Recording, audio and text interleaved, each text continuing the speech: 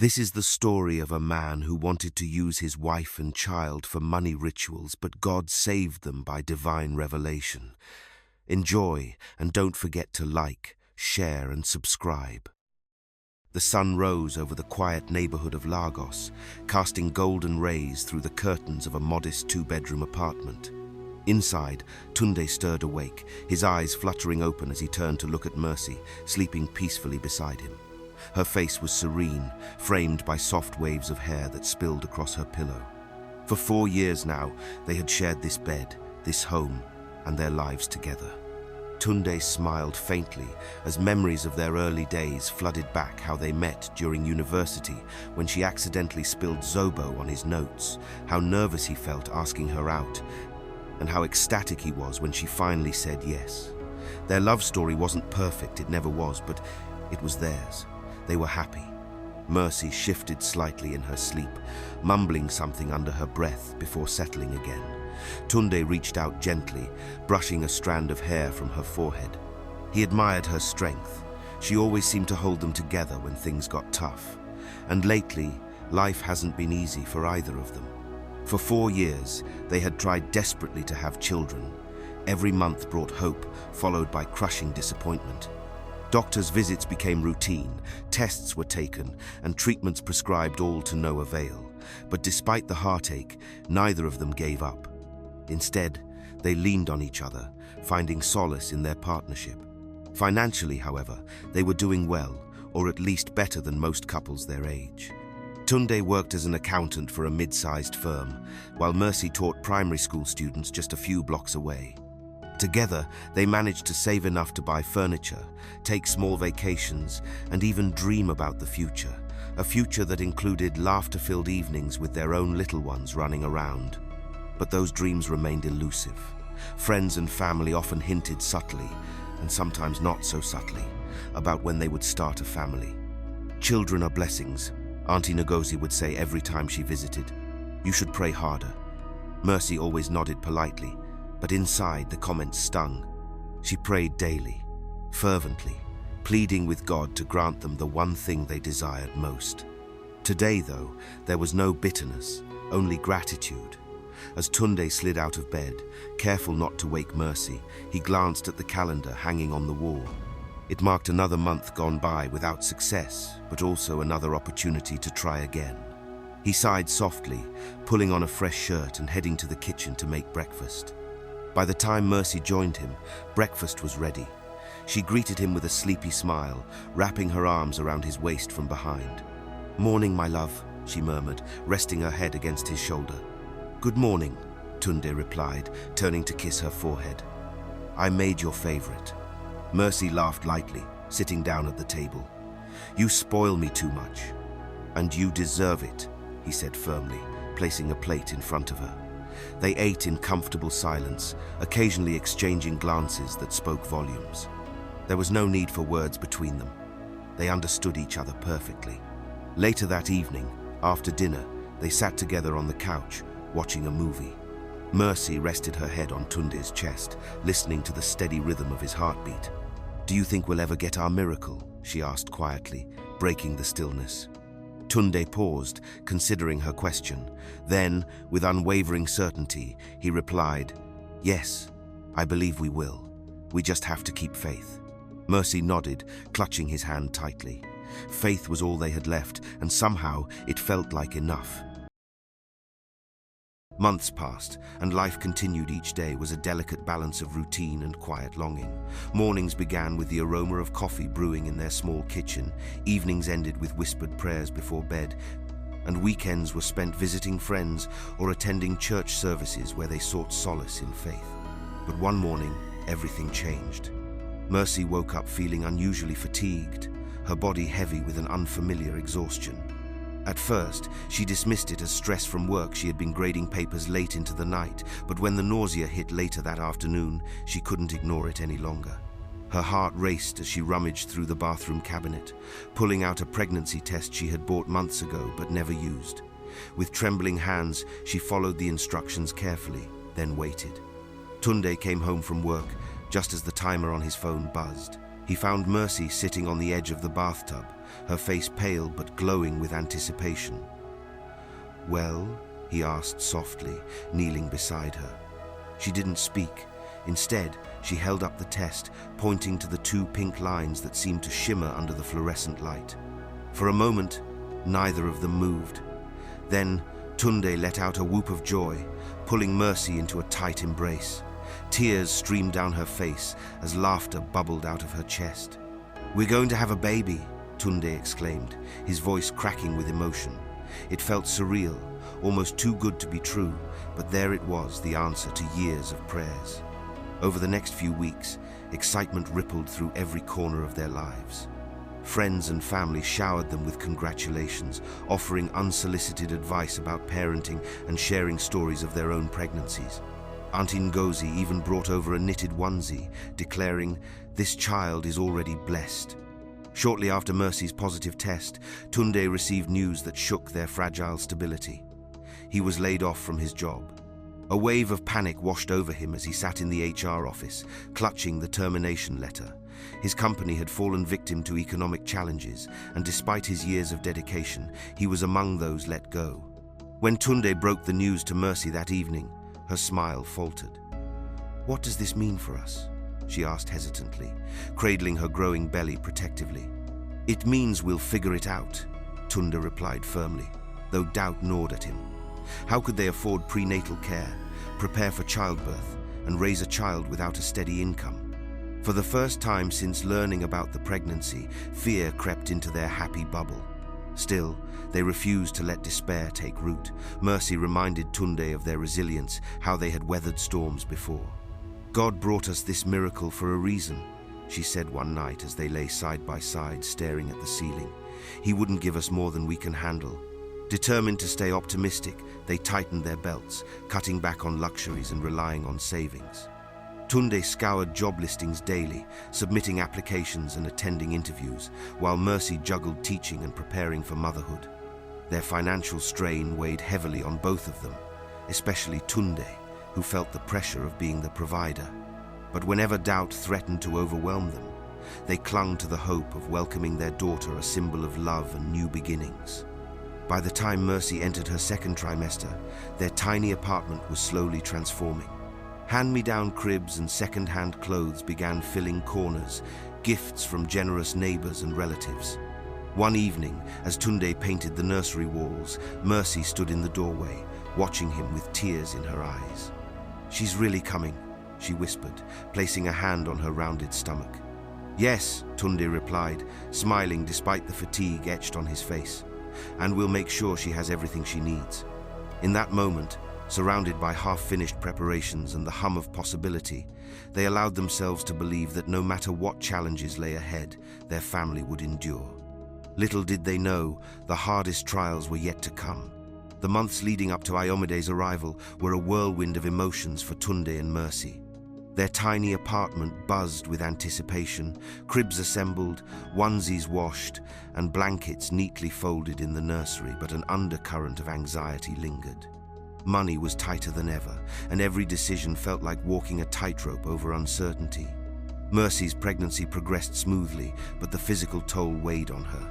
By her 8th month, she could barely keep up with her teaching duties. Her swollen feet ached after long days at school, and sleepless nights left her exhausted. Still, she pressed on, determined not to let anything stand in the way of their dreams. "This is temporary," she reminded herself whenever doubt crept in. "Soon we'll have our baby." Tunde, meanwhile, struggled to find stable employment. His resume had been sent out countless times, yet responses were few and far between. He took odd jobs here and there, delivering packages, fixing computers for neighbors, but none provided the consistency they desperately needed. Each rejection email or unanswered call chipped away at his confidence, leaving him feeling inadequate as both a husband and soon-to-be father. Despite these challenges, they found moments of joy. On quiet evenings, they would sit together on the couch, Mercy resting her head against Tunde's shoulder while he read aloud from parenting books borrowed from the library. They laughed about silly things like how Mercy craved mangoes at midnight, or how Tunde tried and failed to assemble the stroller without instructions. These small, ordinary moments became treasures they clung to when life felt overwhelming. Finally, the day arrived. It started innocuously enough, a sharp pain jolting Mercy awake in the early hours of the morning. At first, she thought it might be indigestion, but when the contractions grew stronger and closer together, realization dawned. "Tunda!" she called out urgently, shaking him awake. Panic flashed across Tunde's face as he scrambled to action. "Is it time?" he asked, already grabbing the hospital bag they had packed weeks ago. Mercy nodded, gripping his hand tightly as another wave of pain hit. The drive to the hospital seemed endless, the city streets eerily quiet in the pre-dawn darkness. Tunde gripped the steering wheel, muttering prayers under his breath, while Mercy breathed through each contraction, her knuckles white from clutching the seatbelt. When they finally arrived, the nurses whisked her away, leaving Tunde pacing nervously in the waiting room. Hours passed in a blur of tension and exhaustion. Mercy labored bravely, her strength astonishing even to herself. Suddenly, a cry pierced the air, a tiny wailing sound that filled the room with life. "It's a girl," the doctor announced, holding up the squirming bundle wrapped in a blanket. Tears streamed down Mercy's face as she reached out to hold her daughter for the first time. She looked impossibly small, her delicate features framed by wisps of dark hair. "Myde," Mercy whispered, naming her newborn. "Joy has come." When Tunde entered the delivery room minutes later, his eyes widened at the sight before him. Mercy sat propped up in bed, cradling their daughter with an expression of pure wonder. For a moment, all his worries, the debt, the unemployment, the fear, melted away. All that mattered was this fragile miracle nestled in Mercy's arms. He approached slowly, afraid to disturb the sacred moment. Can I hold her?" he asked, his voice trembling. Mercy smiled, nodding as she carefully handed Myde to him. As Tunde gazed down at his daughter's face, a lump rose in his throat. This was real.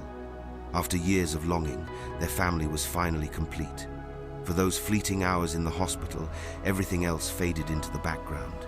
The bills, the stress, the looming questions about their future all seemed distant, irrelevant compared to the love swelling in their hearts, but reality would return sooner than they expected. As they prepared to leave the hospital 2 days later, Mercy glanced at Tunde, who was adjusting Myde's blanket in the car seat. "We're going to be okay," she said softly. Tunde forced a smile, nodding.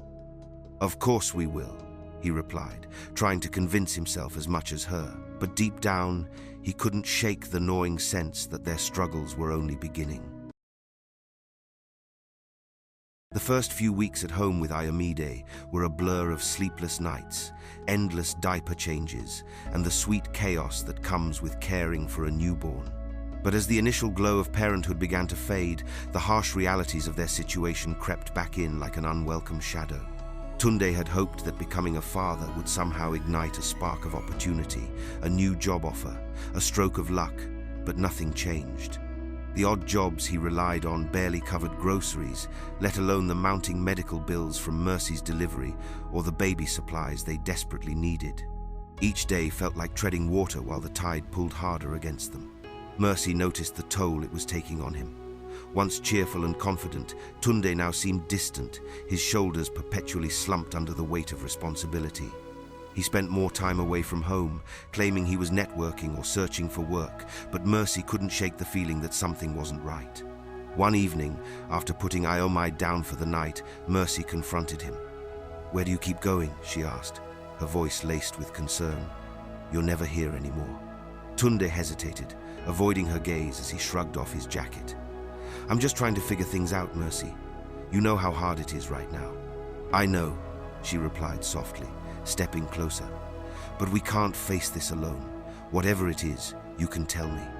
For a moment it seemed like he might open up, but instead he shook his head and walked into the kitchen. "It's nothing. Don't worry about it." That same night, Tunde met up with some old friends. The bar was dimly lit, its air thick with the scent of stale alcohol and cigarette smoke. Tunde sat at a corner table with his old friends, men he hadn't seen in years.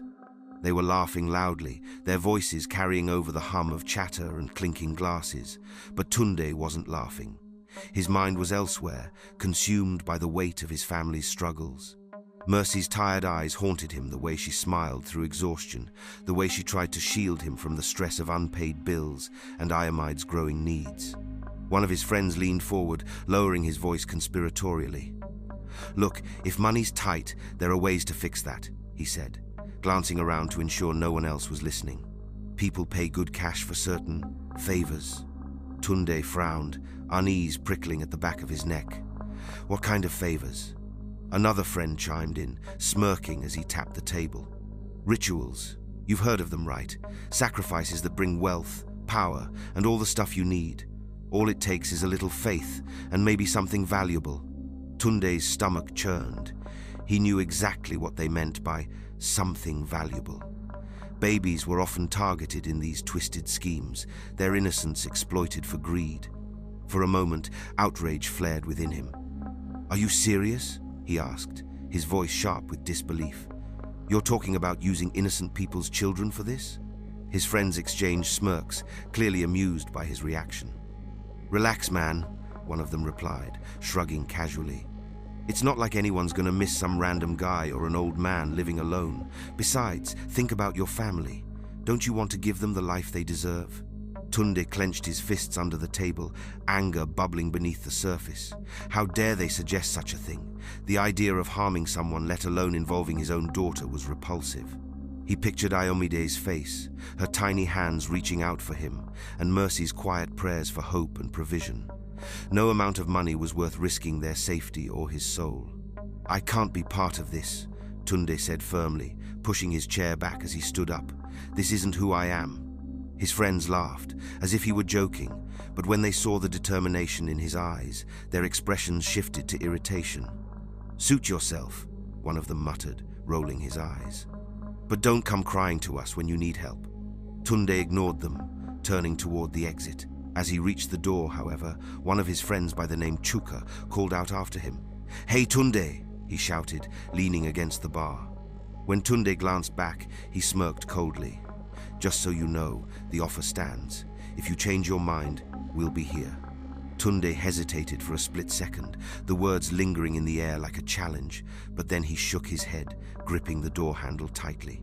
"I won't," he said quietly, more to himself than to them. And with that, he stepped out into the cool night air. As Tunde walked home, his heart pounded in his chest, a mix of relief and lingering unease swirling within him. He had done the right thing, he knew that, but the conversation left a bitter taste in his mouth. What kind of people had he once called friends? How could they so casually discuss harming others for personal gain? Yet, despite his resolve, doubt crept in. The image of Myde lying awake at night, hungry because they couldn't afford formula, flashed in his mind. Mercy's weary smile as she reassured him everything would be okay weighed heavily on his conscience. Was he strong enough to keep saying no if things got worse? By the time he reached home, exhaustion had settled deep into his bones. Mercy was asleep on the couch, Ayomide cradled in her arms. He stood in the doorway, watching them for a moment, overwhelmed by love and guilt. He wanted nothing more than to shield them from the harshness of the world, to provide for them in ways he currently couldn't. But as he slipped into bed beside them, the memory of his friend's parting words echoed faintly in his mind. "If you change your mind, we'll be here." Few weeks later, the hospital corridor was suffocating, its sterile white walls offering no comfort to Mercy as she paced anxiously. Her hands trembled around the crumpled tissue in her grasp, and her eyes darted toward the emergency room doors every few seconds. Ayomide's cries had subsided hours ago, replaced by an eerie silence that chilled Mercy to her core. Earlier that day, Ayomide had seemed unusually lethargic. At first, Mercy dismissed it as fatigue from playing too hard at school. But when her daughter began gasping for breath and clutching her chest, panic surged through her veins. Without hesitation, she bundled Myde into a taxi and rushed her to the nearest hospital. Now, sitting alone on one of the cold plastic chairs, Mercy replayed the doctor's words over and over in her mind. "Your baby has a congenital heart defect, a hole in her heart. She needs immediate surgery or her condition could worsen. Asterisk.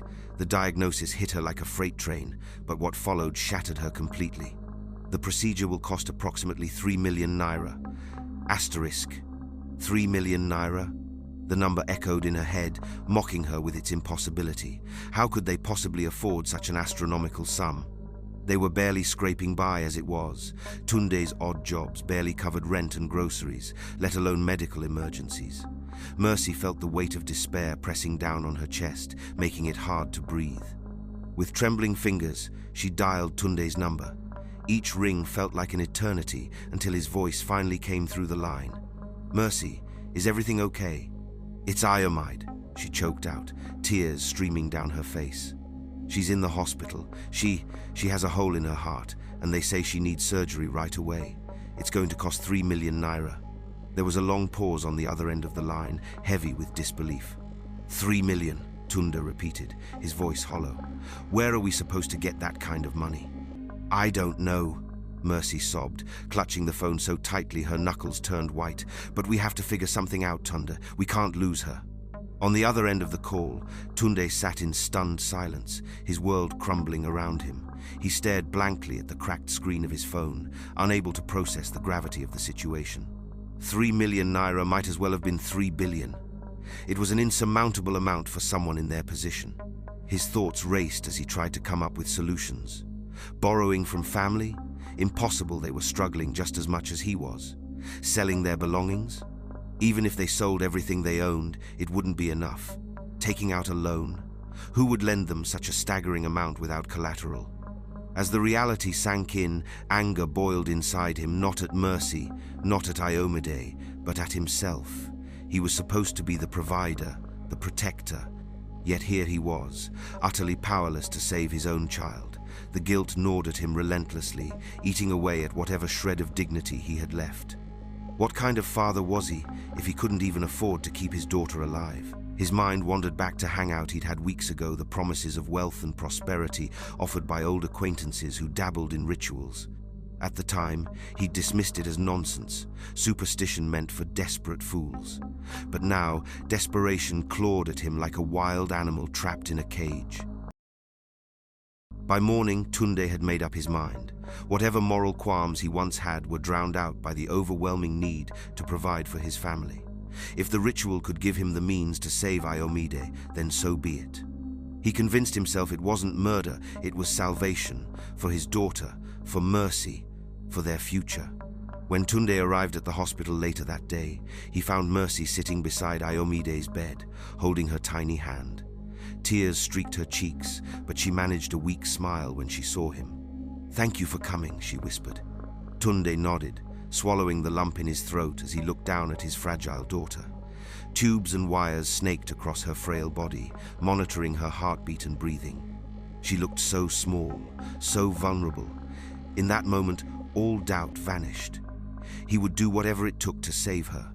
"I'll take care of it," he said firmly, gripping Mercy's shoulder. "I promise I'll find a way." Mercy blinked, startled by the conviction in his voice. "How?" "Leave that to me," Tunde replied, forcing a reassuring smile. "Just focus on taking care of Myde. I won't let anything happen to her." As he walked out of the hospital, he knew the path he was about to tread was dangerous, perhaps even unforgivable. But in his heart, he believed it was worth it. For Myde, for their family, for hope. The night was unusually quiet, the kind of stillness that made Tunde's heart race. He stood outside an abandoned warehouse on the outskirts of Lagos, his palms sweaty and his mind a whirlwind of doubt and desperation. This was the moment he had been dreading yet anticipating for weeks. As he approached the heavy metal door, Tunde hesitated, his conscience screaming at him to turn back. But the image of Mercy and Myde flashed in his mind, Mercy's tired eyes after another sleepless night caring for their daughter. Myde's cries when they couldn't afford formula or diapers, and now she was on the verge of life and death, and he could even provide money for surgery. Guilt and shame washed over him as he remembered the countless times he'd promised to provide for them but failed. Now, here was his chance to make everything right, or so he told himself. Taking a deep breath, Tunde pushed open the door. The scene inside was both mesmerizing and horrifying. Candles flickered around a large pentagram drawn in chalk on the concrete floor. Strange symbols surrounded it, glowing faintly in the dim light. The air smelled of incense mixed with something metallic blood. His stomach churned, but he forced himself to step forward. His friends were already there, and at the center of the room stood a mysterious man, clad in dark robes, his piercing gaze locked onto Tunde as soon as he entered. "We welcome you to our cult," the man said, his voice low and commanding. "Anyone who joins us learns our ways and remains with us forever." Tunde nodded stiffly, unable to speak. The weight of what he was about to do pressed down on him like a boulder. "Good," the man continued, motioning for Tunde to join the circle. "But remember, every action has its price. Are you prepared to pay for it?" "Yes," Tunde whispered, though his voice cracked.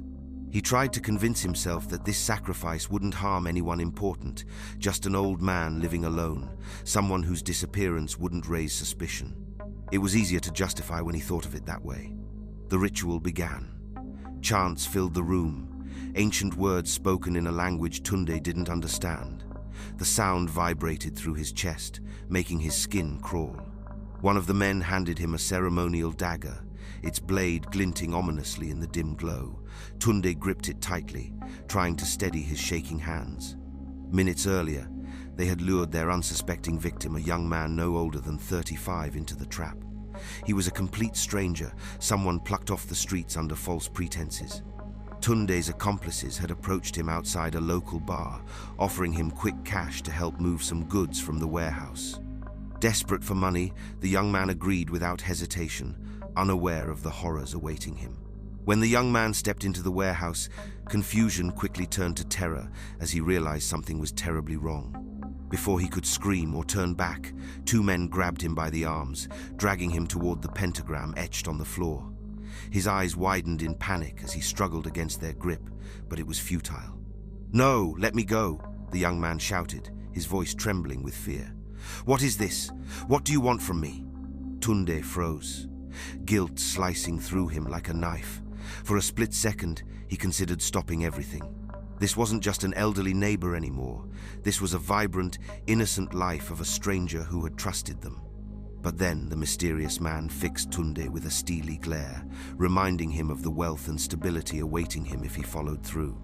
"Do it," the leader hissed, his voice cold and commanding, "or lose everything." The young man thrashed violently, tears streaming down his covered face as he pleaded, "Please, don't do this." Ignoring the cries, Tunde stepped forward, his heart pounding in his ears. The mysterious man placed a firm hand on Tunde's shoulder. "Prove your loyalty," he whispered. "Complete the ritual, and you will be accepted." With trembling hands, Tunde raised the dagger high above his head. The young man's terrified eyes locked onto his, silently begging for mercy. But Tunde couldn't stop now, not after everything he'd already sacrificed to get here. Steeling himself, he brought the blade down and unalived the young man. The chanting grew louder, more frantic, echoing through the cavernous space. Suddenly, a blinding flash of light erupted from the circle, engulfing the room. When the light faded, the young man's body vanished without a trace. For a moment, there was silence. Then, the mysterious man stepped forward, placing a heavy hand on Tunde's shoulder. "You are one of us now," he said, his voice dripping with satisfaction. "Your initiation is complete." Tunde staggered backward. The reality of what he had done hit him like a tidal wave. He had taken a stranger's life for the promise of wealth and prosperity. Yet even as guilt consumed him, he felt a strange sense of acceptance. The others nodded approvingly, welcoming him into their twisted fold. The corridor of the hospital was filled with patients as Tunde rushed in. His heart pounded not just from the run, but from the weight of what he'd done. The air felt heavier here, as if the spirits of the sick and hopeful clung to every surface. And then he saw her. Mercy sat just outside the pediatric ward, her head buried in her hands. Her shoulders shook with quiet sobs, the kind of tears only a mother in despair could cry. When she heard the hurried footsteps approaching, she looked up, eyes red and wide. "Tunde!" she gasped, standing up abruptly. Before he could speak, she ran into his arms, clinging to him like a woman drowning. Her tears soaked his shirt as she whispered, "I didn't know what to do. 3 million. We don't have that kind of money." As she kept sobbing, "I don't want to lose my baby." Tunde held her tightly, eyes shut, jaw clenched against the tidal wave of emotions threatening to consume him. Guilt swelled in his chest, but he forced himself to keep it buried for now. "It's okay," he said softly. "It's already taken care of." Mercy pulled back slightly, her brows knitting. "What?" "I paid the bill," Tunde replied, meeting her gaze with a calmness he didn't feel. "Ayomide's surgery is covered." She stared at him, stunned. "What do you mean? How did you get that kind of money?" "Tunde, it hasn't even been a full day." He hesitated for just a beat long enough for the lie to build in his throat like acid. Then he exhaled slowly, forcing a reassuring smile. "I reached out to some old friends," he said. "Guys from university. They pulled funds together and lent me the money. I'll pay them back slowly," but they understood the urgency. Mercy blinked rapidly, as if trying to make sense of it all. "Are you serious?" "I wouldn't joke about this, Mercy," he replied, stroking her hair gently. "She's going to be okay." Her knees gave out, and she sank back onto the bench, overcome. "Thank you, God," she whispered. "Thank you." Tunde sat beside her, putting an arm around her shoulder, holding her close, but he didn't join her in prayer. He couldn't, because while Mercy thanked God, Tunde knew exactly who had answered their prayer, and it wasn't heaven that had listened. The beeping of the heart monitor was steady now, calm, reassuring. A soft hum filled the hospital room, mingling with the distant sound of nurses' footsteps and the occasional overhead announcement. It was late evening, but inside the private room, time felt suspended. Mercy sat beside the hospital bed, cradling Ayomide's tiny hand. Her little chest rose and fell gently under the soft blanket, her skin no longer pale but flushed with the warmth of healing.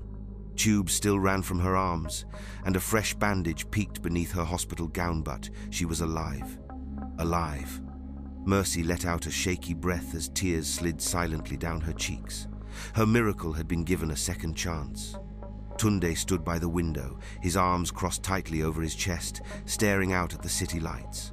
Lagos never slept, but tonight its glow felt distant, blurred through the fog of his thoughts. He couldn't stop seeing the young man's face, the fear in his eyes, the blood. "Tunde," Mercy's voice was soft. "Come sit with us." He turned slowly, plastering a smile on his face, and walked over. As he sat, Mercy leaned her head against his shoulder. "She made it," she whispered. God answered. Tunde's throat tightened. "Yeah, he did." Mercy turned to him, her expression full of wonder. "I don't even know how to thank you. You moved mountains for us, Tunde, for her. I don't know how you got that money, but you saved our daughter." He swallowed hard, looking down at Ayomide. Her tiny fingers twitched slightly in her sleep. "She saved me," he said under his breath. Mercy tilted her head. "What did you say?" "Nothing," he replied quickly, forcing another smile. "Just happy she's okay." They sat in silence for a while, the moment peaceful on the surface, but underneath, Tunde's soul churned. Every second in that room was both a blessing and a punishment. He had done the unthinkable. And yet, here she was, breathing, whole. But for how long? The months following the ritual were a whirlwind of luxury and opportunity. Money seemed to flow endlessly into Tunde and Mercy's lives, transforming their reality in ways they had never imagined. For the first time, they experienced what it meant to live without limits, to dream big, and watch those dreams come true almost instantly. Tunde wasted no time putting their newfound wealth to use. One evening, he walked into the living room, holding 2 plane tickets, a mischievous grin lighting up his face. "Pack your bags," he announced. "We're going on vacation." Mercy raised an eyebrow, clutching Ayomide close as she laughed. "Vacation? Where are we going?" "Dubai," Tunde replied casually, as if mentioning a weekend trip to the countryside. "I've already booked us a private villa with a pool. Ayomide will love it." Mercy's jaw dropped. Dubai? Just months ago, they had been struggling to make ends meet, and now they were jetting off to one of the most glamorous destinations in the world. She couldn't help but feel giddy excitement bubbling inside her. They spent 10 glorious days soaking up the sun, shopping at high-end boutiques, and dining in restaurants that felt more like palaces than eateries. Iomide giggled endlessly as she splashed in the shallow waters of their private pool, her laughter echoing through the villa. For those fleeting days, all worries disappeared, replaced by pure joy. When they returned home, Tunde surprised Mercy yet again. This time, it wasn't a gift, it was an opportunity. "You've always talked about starting your own business," he said one morning over breakfast. "Why don't we open a boutique for you, something stylish just like you?" Mercy blinked, stunned. "A boutique? Are you serious?" "Completely," Tunde replied, sipping his coffee with a confident smile. "You deserve this, Mercy. Let me handle everything, you just focus on designing the space and choosing the inventory." Within weeks, the boutique became a reality. Located in one of Lagos's trendiest neighborhoods, Mercy's touch quickly gained popularity among fashion enthusiasts. The store featured elegant dresses, handmade accessories, and imported fragrances, each piece carefully curated by Mercy herself. Customers raved about her taste, and soon enough, the boutique became a hub for socialites and influencers alike. For Mercy, running the boutique was a dream come true. It gave her a sense of purpose beyond motherhood, allowing her creativity to flourish. She hired staff to assist with daily operations, ensuring she still had plenty of time for Iomide. Watching her thrive filled Tunde with pride, or so it seemed on the surface. Meanwhile, Tunde continued to expand their empire. He invested in real estate, purchasing rental properties that generated steady income. He even started a side business importing electronics, which brought in additional revenue streams. Friends and family marveled at his sudden success, calling him a genius and a visionary. But behind closed doors, Tunde wrestled with guilt. Every lavish purchase, every extravagant gesture reminded him of the price he had paid and might have to pay again. Despite the outward appearance of happiness, subtle signs of strain began to emerge. Tunde grew distant, often disappearing for hours under the guise of work meetings or networking events. At night, he tossed and turned, plagued by nightmares and haunting chants. Mercy noticed the changes, but attributed them to stress from managing their growing businesses. After all, how could anyone complain when life was so perfect? One evening, as they sat together on the balcony overlooking the city lights, Mercy leaned her head against Tunde's shoulder. "I never thought we'd be here," she murmured softly. "It feels surreal." Tunde nodded, forcing a smile. "We've worked hard for this, Mercy. We deserve it." On one faithful Sunday, Tunde and his family went to church. It was a Pentecostal church tucked into a quiet corner of Kilo Surulere. Ceiling fans spun lazily above as voices rose in harmony, tambourines rattled, and the choir belted out worship like they were pulling heaven down by force. Tunde sat beside Mercy in the second row, Iomide sleeping peacefully in her arms. He tried to focus Street to lift his hands, sing along, look normal, but his throat felt tight. When the pastor stepped up to preach, Tunde's heart skipped a beat. It was Pastor Samuel, an old man with a calm voice and sharp eyes that looked like they could see through flesh. "Today," Pastor Samuel began, adjusting his glasses, "I came to speak not just to the church but to one person, someone here. Yes, you. You've made a decision recently, a dangerous one. And though your family smiles, your spirit bleeds." Tunde sat up straighter. His chest tightened. Mercy leaned toward him and whispered, "Are you okay?" Tunde forced a weak smile and nodded. The pastor continued, "The Lord says, what shall it profit a man to gain the whole world and lose his soul? You see, there are riches that come from God, and there are riches soaked in blood." "Ah," the church murmured. Some clapped, but Tunde's ears were ringing. "He's not talking about me," Tunde told himself. "It's just a coincidence." But Pastor Samuel's voice grew more piercing. "Somebody in this room thinks they made the right choice. They believe what they did was for love for family. But the devil doesn't give gifts for free. There will be a demand." Tunde's palms were sweating. His body shook with a cold that didn't come from any fan. He leaned toward Mercy and whispered, "Babe, I feel somehow. I think I'm sick." Mercy looked at him in panic. "Should we go to the hospital?" "No, I just need fresh air. I go wait for you outside," he said, already rising to his feet. As he stood, Pastor Samuel continued preaching. Tunde hurried out, brushing past ushers and slipping through the church doors into the bright morning sun. Outside, he leaned against the wall, gripping his knees. The world spun. Behind him, inside the church, Pastor Samuel raised his voice. Repentance is not shame, brethens. It is freedom. God is calling you today. Don't walk away from mercy. Tunde clenched his jaw, fighting the flood of emotion rising in him. But he wasn't ready. At least, not yet. It's been 5 years of enjoying wealth and riches. Tunde and Mercy settled into their luxurious life. Their home was a sanctuary of opulence, filled with designer furniture, expensive art pieces, and the latest gadgets. Myde thrived in her environment, attending an elite preschool where she made friends with children from equally affluent families. On the surface, everything seemed perfect. But beneath the veneer of success, cracks began to widen. Tunde's behavior grew increasingly erratic. He spent long hours away from home, claiming he was tied up with meetings or business deals. Yet, when Mercy asked for details, his responses were vague, almost evasive. His once warm demeanor turned cold, and the laughter that used to fill their home became rare. At night, he tossed and turned in bed, muttering incoherently in his sleep. Sometimes, Mercy would wake up to find him sitting on the edge of the bed, staring blankly into the darkness, his face etched with worry. One evening, after putting Myde to bed, Mercy decided to confront him. "Tunde," she began softly, placing a hand on his shoulder. "Is something wrong? You've been acting strange lately." Tunde hesitated, avoiding her gaze as he fiddled with the remote control. "It's nothing, Mercy. Just work stress." Mercy frowned, unconvinced. "Work stress doesn't explain why you're disappearing every other night or why you look like you haven't slept in days. Please, talk to me." For a moment, it seemed like he might open up, but then he shook his head, forcing a smile. "I'm fine, really. Don't worry about me."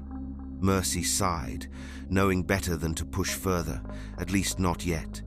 Still, her instincts told her that something was terribly wrong. A few nights later, Tunde received a call late at night. The voice on the other end was chillingly familiar to the mysterious man who had orchestrated the ritual. "It's time," the man said coldly, without preamble. "Bring someone you love."